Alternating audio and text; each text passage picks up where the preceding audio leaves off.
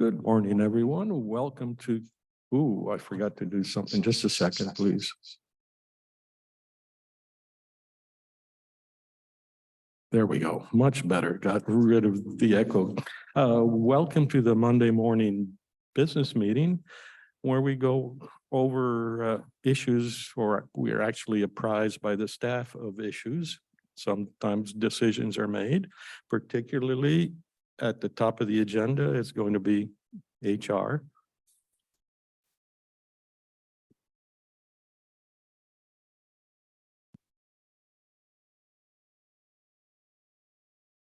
Good morning, Jessica Warren, Human Resources. I have a short list. I just have one request from the Prosecuting Attorney's Office. He's requesting to start a new Deputy Prosecuting Attorney at step 4, which is $77.72 a month.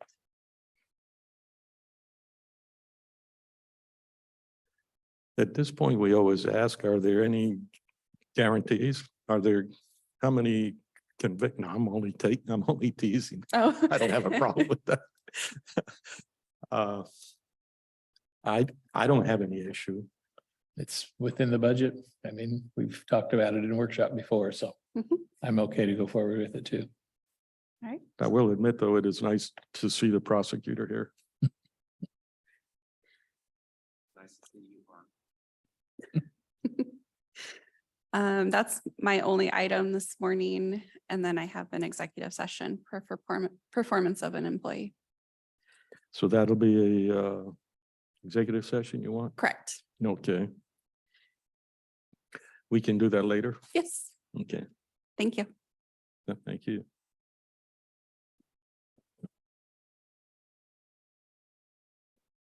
Ryan, as long as you're here, can you share with us a little bit about how you are adapting to the revisions with the Blake decision legislation that keeps getting adjusted and fiddled with?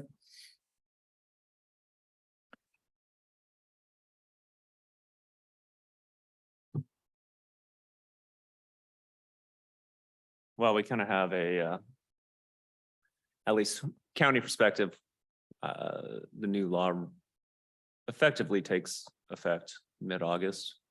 Even though the new law came into effect July 1st, there was a part of the prior law that had to do with referrals. So the safe approach is that technically that 2 referral portion of the statute is still in effect till like second week of August, if I recall. So they have to be on their 3rd arrest or yeah, 2 prior referrals to arrest. So that portion of the statute is still in effect till I think it's the first part of August. So at this point, there was a meeting a couple of weeks ago with another meeting coming up soon as to the prospect of a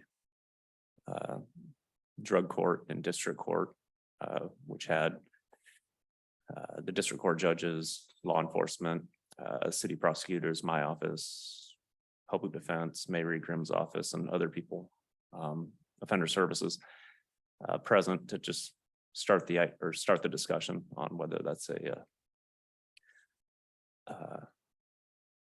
whether that's something that could potentially be successful. So there was one meeting in regard to it, and another one coming up. So that's about it. Yep. And that's because most of the possession cases now are gross misdemeanors rather than felonies, so they go to district court. Correct. And the likely scenario, I mean, realistically speaking, obviously my office handles all felony cases countywide. But for purposes of misdemeanors, gross misdemeanors, my office handles, the sheriff's office, state patrol, fish and wildlife, out of, the rural, as where each of the cities obviously have their own city prosecutors, municipal prosecutors for their misdemeanors, gross misdemeanors. So realistically speaking, what are you looking at for possessions? The majority of those are going to be coming out of our municipalities, Longview, Kelso. Right. So the likely scenario is the number of cases, that we receive compared to, for example, the city of Longview will be most likely less. Sure. Given how many, drug cases came to our office from those respective jurisdictions prior to Blake. So I anticipate the city of Longview will probably be having to address the most. So.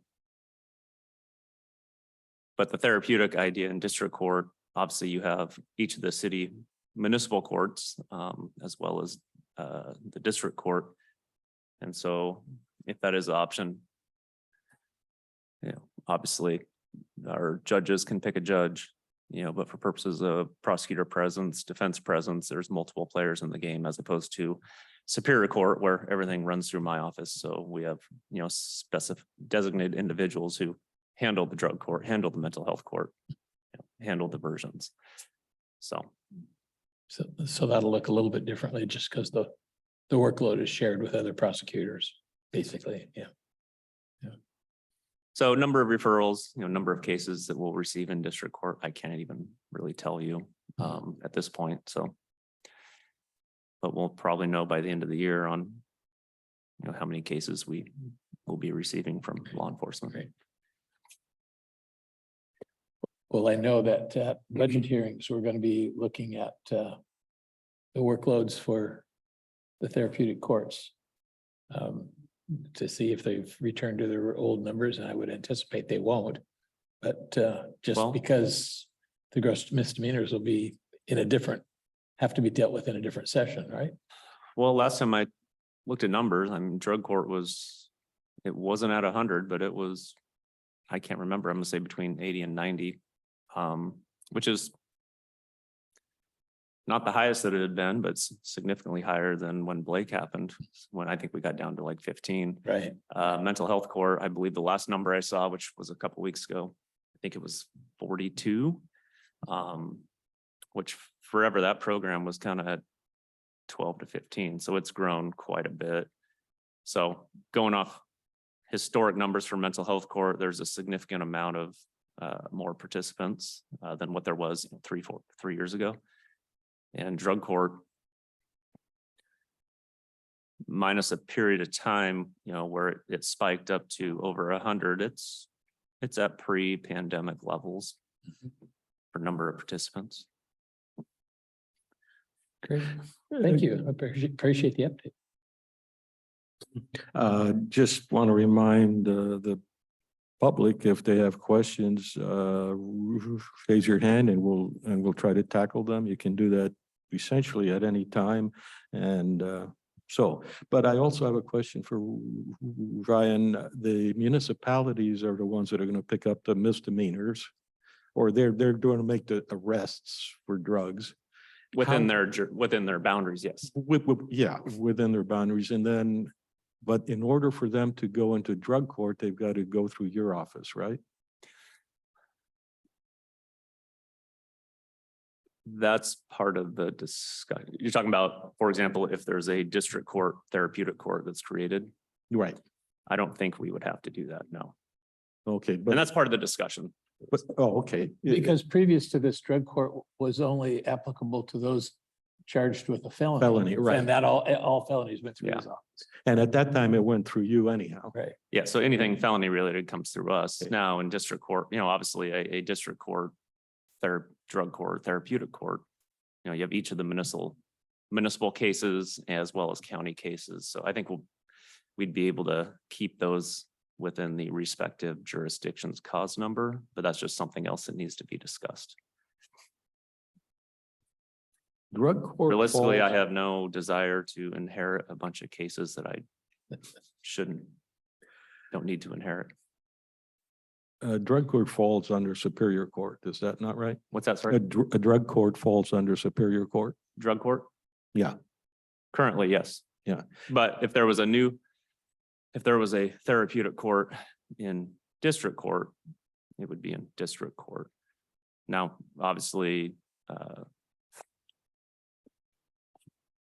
the likely scenario is that the agency that would be doing the day-to-day would be, Adam and his crew over there. Presumably, but again, that's. So this city attorney, I'm trying to figure out what is going to happen. Say this afternoon, the city attorney reviews a misdemeanor case, a drug case, and the attorney thinks this is a drug court eligible individual, what's the next step for the city attorney? Well, generally, the way that the process is set up right now, and what I would foresee is it'd be generally the same process, is in order for somebody to enter a therapeutic court, basically step one is generally the attorney for the individual, the defense attorney will submit an application or referral to the prosecutor, whether it's my office. We would review that to determine whether we're going to give an initial acceptance based upon our standards. If we say no, then the case moves along as any other case in the system. If we say yes, But in this case, tomorrow, will they send it to you? Because you only deal with the F on the report card, not the misdemeanor. currently, yes, with felonies, it would come to us. Right. But when the gross misdemeanor, drug possession, arrest and cases start happening, the defense attorney would make a referral to either my office or the city prosecutor's office, at which point the prosecutor would initially say yes or no.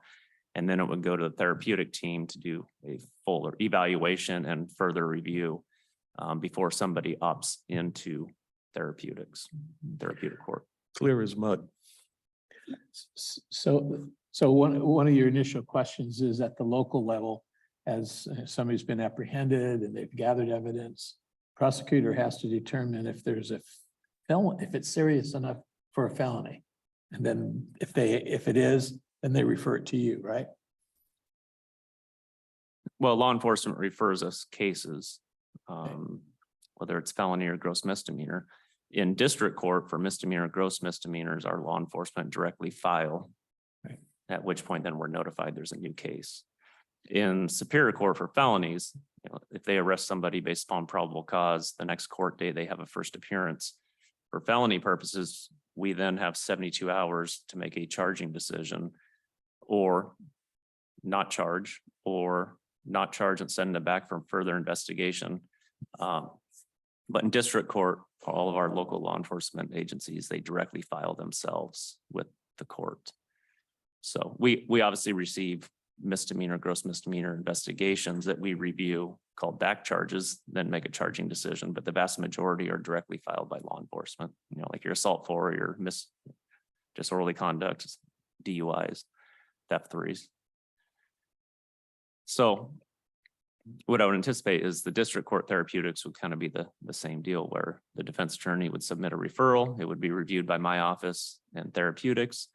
If everyone agrees to opt them in, fill out the paperwork, submit it to the court, opt them in. I would foresee that obviously with felony cases, there's a broad range of felony cases, anywhere from a class C, lower level felonies, to class A, the most serious offenses.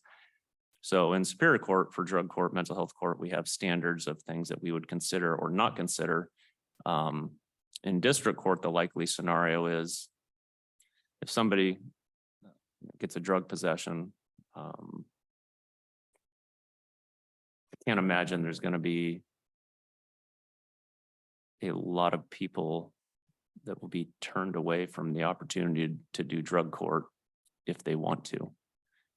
But also part of it is will a lot of people want to do drug court if all they have potentially hanging over their head is a gross misdemeanor drug possession? And the penalty for that is what? Gross misdemeanor is 0 to 364 days, but my recollection is the first 2 is 0 to 180 days. So up to 6 months for the first 2. And the treatment programs usually run a year or 2? It just depends. Yeah. Usually, for example, our drug court is a minimum 12 months. Okay. Never does anybody graduate in 12 months. It's usually closer to a year and a half, 2 years. I would anticipate that a district court, drug court would be set up very similar, where it'd be 12 months, absolute minimum. There's multiple stages. I think there's 5 phases. And you do certain things to progress from phase 1 to 2, 2 to 3, 3 to 4, 4 to 5. So our Ian Marr, as well as Mayre Grimm, obviously Ian being the director of OPD and Mayre having her own office that has a lot of the municipal public defense contracts. At least in my initial discussion with them, they both felt like clients would want to do drug court in district court. But which is positive, but whether that would happen or not, I don't know.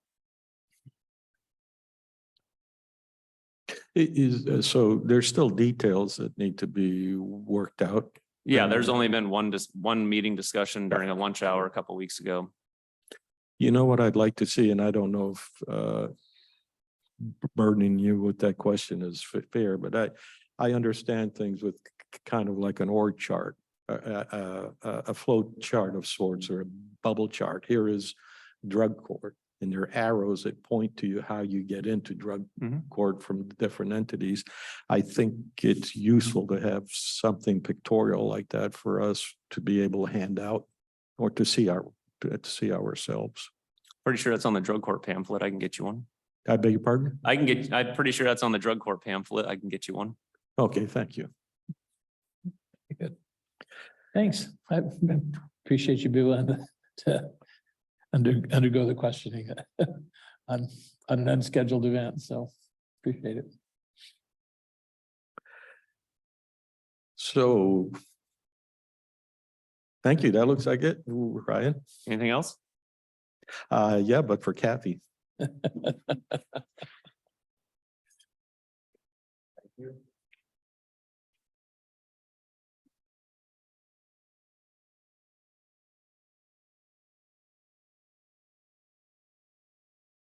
Good morning, Kathy Funk Baxter, Finance Manager. So the first update that I have is that Budget Boss, the system we use to allow departments to enter budget request. I hope to open it later today for data entry for 24 and 25. There's a pretty standard memo that's sent out via email and goes over that with an actual due date of August 14th for their data entry to be complete. My office does the data entry for the labor and benefits, and we're a bit behind on that. So we're going to continue to address that over the next few weeks and try to get caught up. I'd like to expect to review revenue projections with the commissioners during the month of August because I want to stay on my timeline. I believe I have to have a preliminary budget ready to go by September the 5th. Any questions on that? The budget calendar will actually be available in Budget Boss, but it will also be available on the Cowlitz online portal. We're requesting that to be updated. And then tomorrow, July 18th, I'll be presenting at the public hearing for budget amendment and the dissolution or closure of the Emergency Management Special Projects Fund. So that's tomorrow. What's the origin of that the Emergency Projects Fund, or that's just part of the overall emergency cleanup or? There's an emergency management fund, and then there was emergency management special fund, and it pretty much, I believe, is according to the department, is outlived its life. It can be absorbed into the emergency management fund. Okay, thank you. Any more questions? Yeah, I don't. I'll be out Wednesday through Friday. I'll be attending the Risk Pool Summer Conference representing Cowlitz County for the Risk Pool board meeting that they're having Thursday and Friday. And then just to let you know, I did receive information and materials from the risk manager prior to her departure on the duties that I'm assuming during the transition. And I have access to the folders, and the new group email boxes are all set up. And notifications have been sent out to various contacts to let them know I'll be handling insurance payments, risk pool, liaison duties, and various reporting requirements. I appreciate you doing that along with IT and others. Great. Okay. Thank you.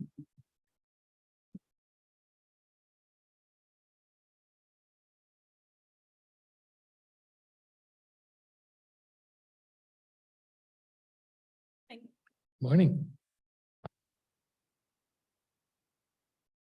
Good morning, Marin Fox, Director of Corrections. I'll give a brief update on our population. Today, we were at 239. We had 48 bookings over the weekend, 8 of which were for the Longview drug possession charge. So we've kind of been tracking that a little bit to see how big of an impact that's going to be. Our bookings have increased, but not really attributable necessarily to the drug possession charge, just they're up in general.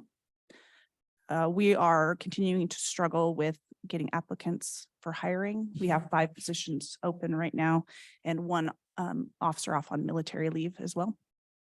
We've had about, I don't know, maybe 45 applicants since December, which is not very many for a corrections officer. 4 or 5. 45. 45? in Sounds like a total. lot. That No? is not a lot.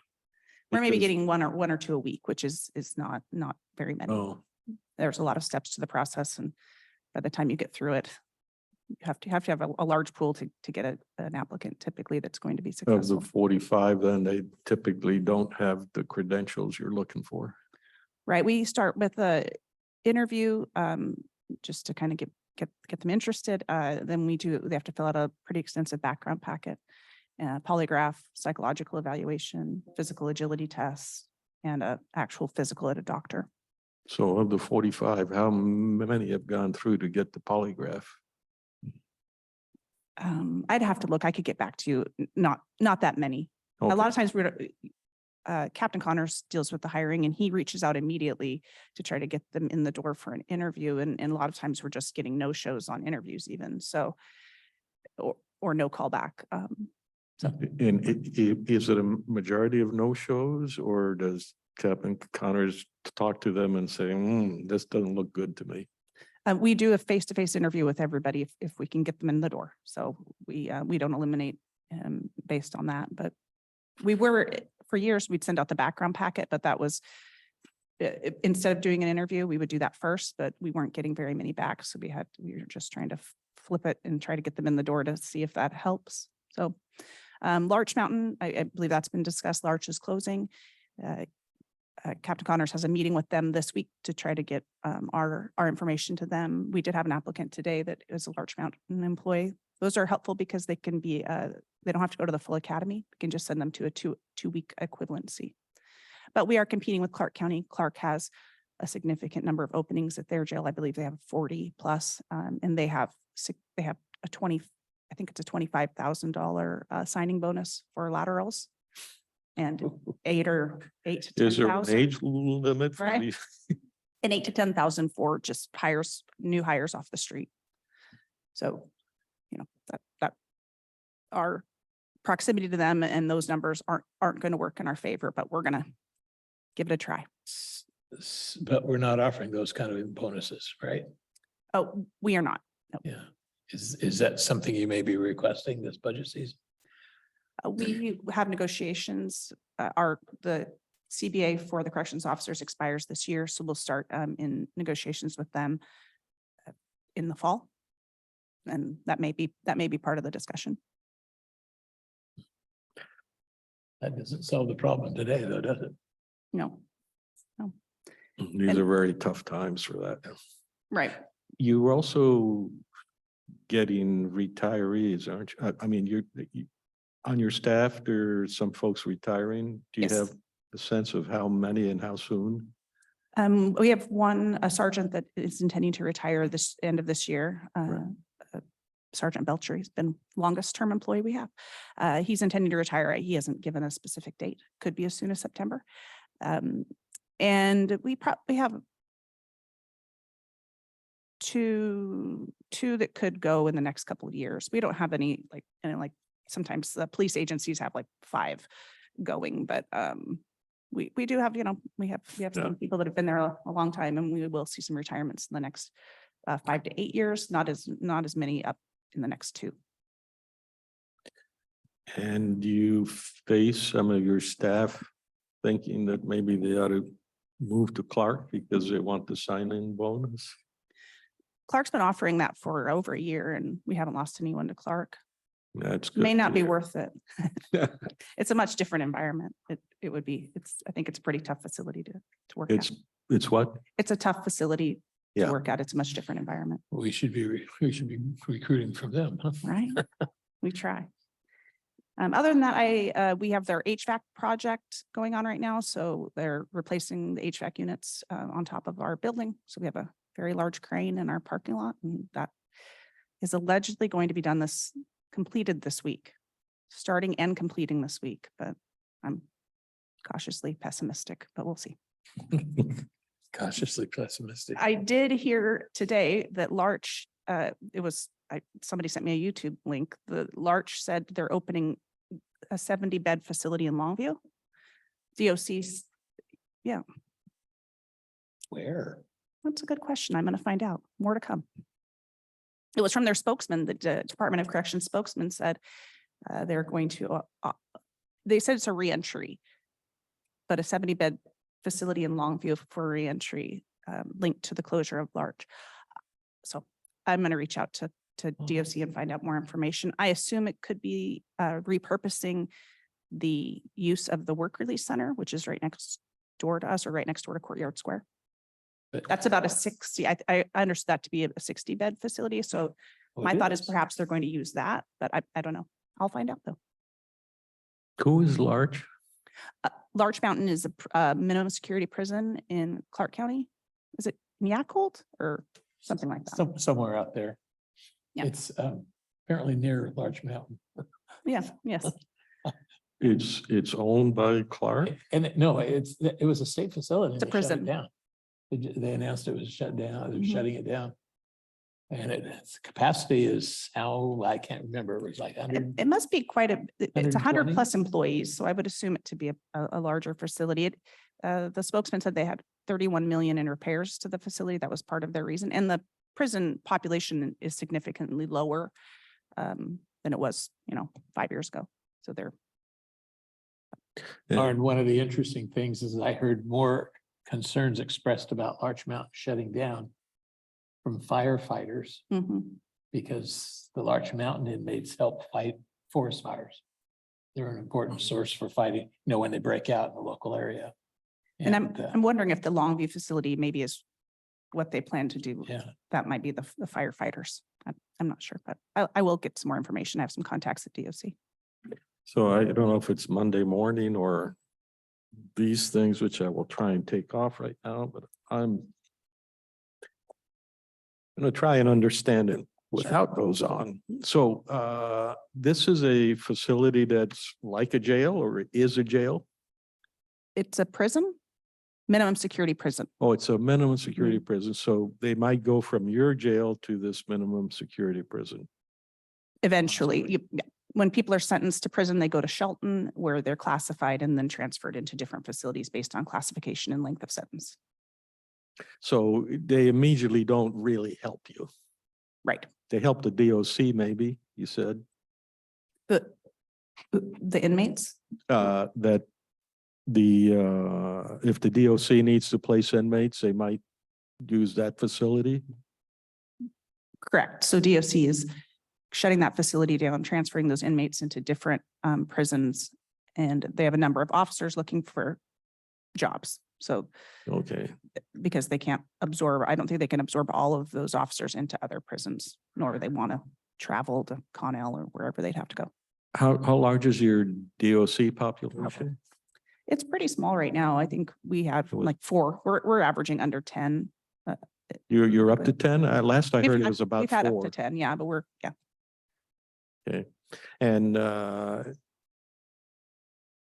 okay, thank you. Is there pressure for you from the DOC to accept more? No. No, we, as we've talked about before, we've agreed to take 4 a day and they're not typically bringing us 4, so.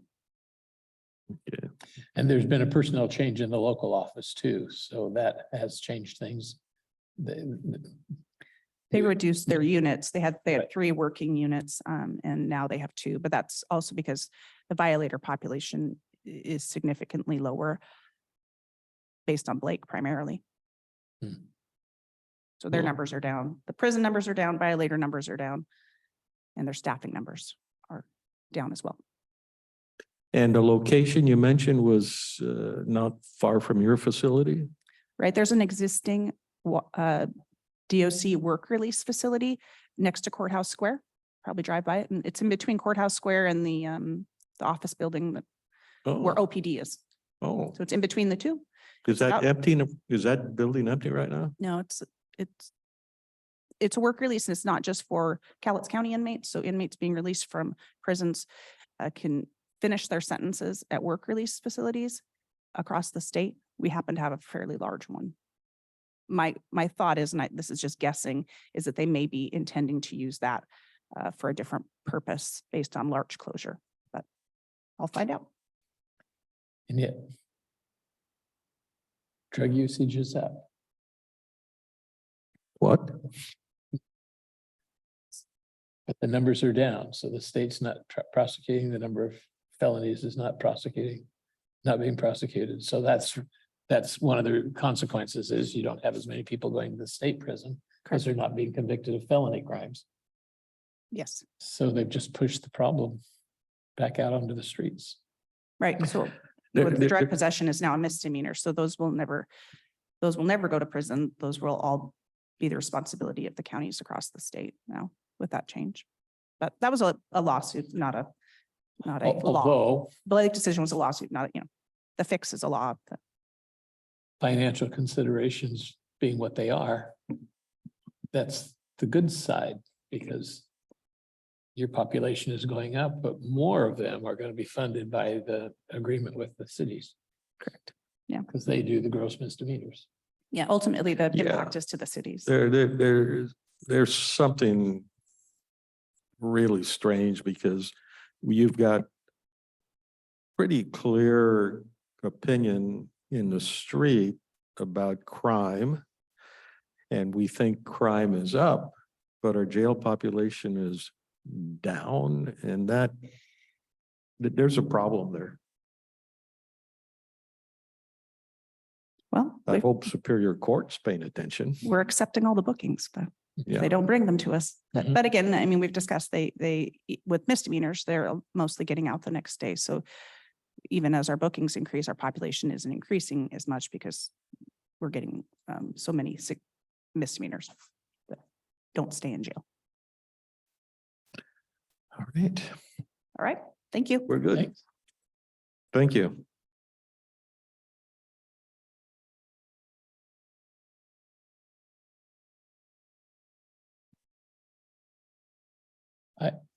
I don't know how concerned we should be that she's below 5.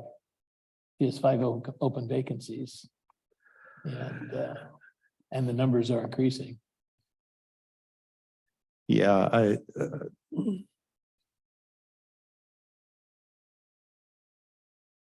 I can't think of a solution offhand other than throwing a lot of dollars at it. But that's, you can't really succeed on that path. We've got some structural issues apparently we need to figure out, but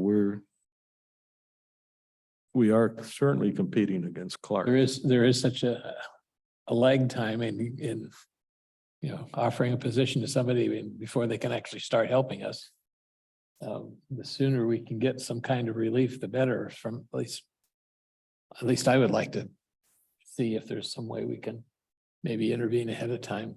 Because there's no way of knowing how long negotiations will last if that becomes the trigger point for making changes in our hiring procedures. So that's more a question of getting together with Kathy and Jessica to see is there something possible to offer before the end of the summer? We want to do that. Yeah, well, I will caution you that the long-term downside of that approach is significant.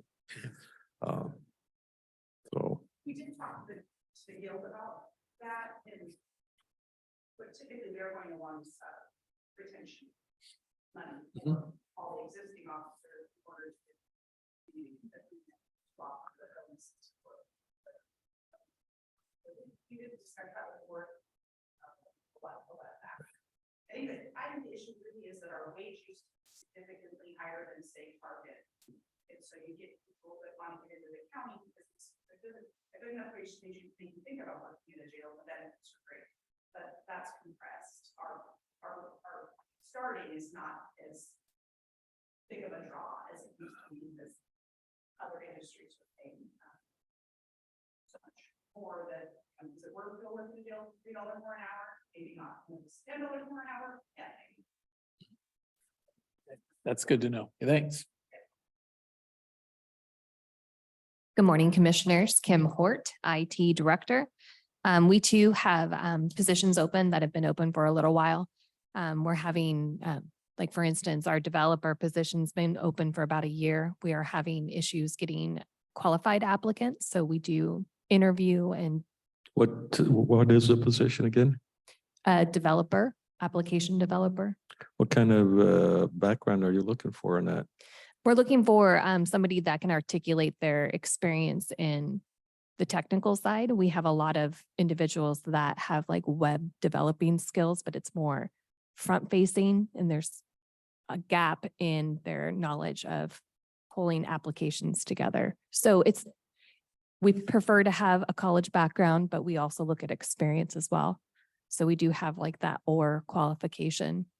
So we've done a good handful of interviews. But again, during those, we did not find individuals that could articulate and meet our business needs. So you're not looking for someone who's specifically an expert in Oracle or? No, we actually worked with HR to post the position. The job title is like application specialist. And so to see if we can get a better pool of applicants, we posted it as a web developer, which, we articulated in the job duties, the technical aspect of that as well. So we're trying to take on some different strategies of getting more applicants. But So if the position has been open for a year, how is the job getting done now? right now we have our database administrator taking on those duties, and then we've been prioritizing projects. So he's, You're not hiring outside companies to come in and If you have a title of application specialist, considering that, would changing that to software developer attract more interest? we can try that. We do have a pool of applicants and we're finalizing those so we can schedule interviews. And if they don't go well, we can definitely work with HR to post that differently. Okay, I'm not hearing you too well. I apologize. So right now you have a spot open called an applications developer. And my question was about a software developer. And then you said you've got 2 people applying for a position called software developer. No, we are finalizing the applicants that we have received. And if that doesn't go well, then I can work with HR to post Oh, it. got it. Okay. So- On something like that, clearly you're having the technical staff interview them. Yes.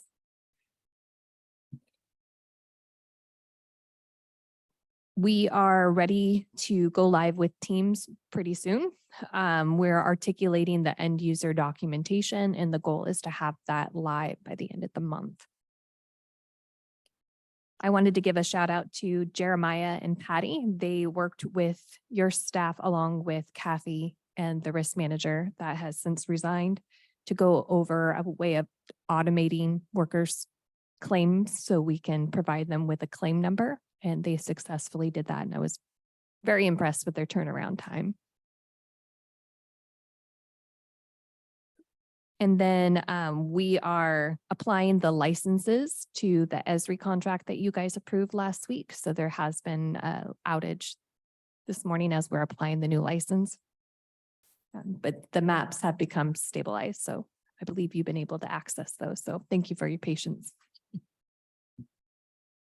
And then last week, Mike Bamford and I met with Commissioner Mortensen to kind of go over our retention policy and disaster recovery interviews. And he provided us some feedback. So we're taking that and moving forward as we continue on those projects. Is there anything from you guys that you would like me to report on? No, I do appreciate the communication over the map, the great map mystery. And I appreciate you having it available, at least to me. Yes. In that map mystery, doesn't X always mark the spot? There was a whole mapping service that was disappeared as a result of some, We did some Windows patching, and during that process, there were some critical issues or corrupt files. And so we weren't able to get the system up and running. So we had to work with ESRI support to remedy that. And there was about a week and a half outage on the public facing maps. and Jim's back too. Tomorrow, I believe. Okay. Yes. Is there a bigger lesson to understand from that? It's kind of it was a perfect storm, making sure that we have current backups. We do take backups of our DMZ, which is our server outside of our network or firewall. There was that plus doing critical updates before a vacation wasn't necessarily the greatest idea. So we are regrouping after Jim Williams gets back into the office and kind of discussing lessons learned in deploying policies and procedures in our office. And in the background, are we still trying to find another GIS individual? I'm sorry, what was the last part? GIS, what? Yeah, like a backup for Jimmy Williams. That's been discussed. I've met with the budget office and building and planning to kind of strategize succession planning for Jim. It's a risk that we are aware of and trying to come up with some strategies to present to you. So is there a general consensus one way that we don't need or we do need? We do need. Okay, thank you. I agree. Right? That's okay. Thank you for your time.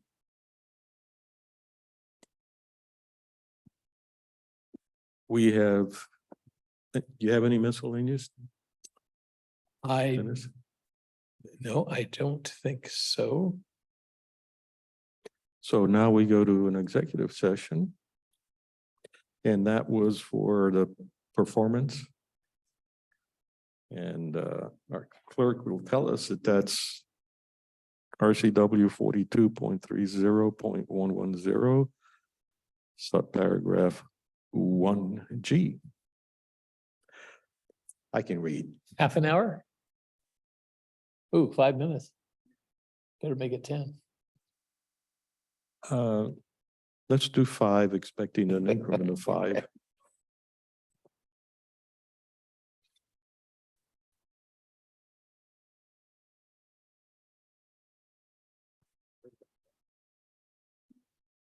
We are back from executive session. Within the session, no decisions were made. And we now continue our meeting. HR is at the table. Hello again, Jessica Warren, Human Resources.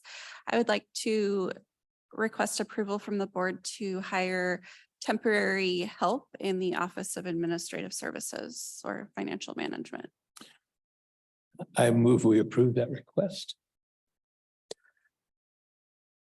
There's a motion to approve a request for temporary help. That was for, A month or so, maybe? Yeah, I would say a month at this, Okay. a month at this point. Any other comments? And the funding will be from within existing revenues. But a budget amendment to happen later. I see no hands. I'll call for the vote. All those in favor, please say aye. Aye. I also vote aye. The motion does pass. Thank you, commissioners. Thank you. And do we have nothing at 10 o'clock? Any citizen commentary? I don't see any.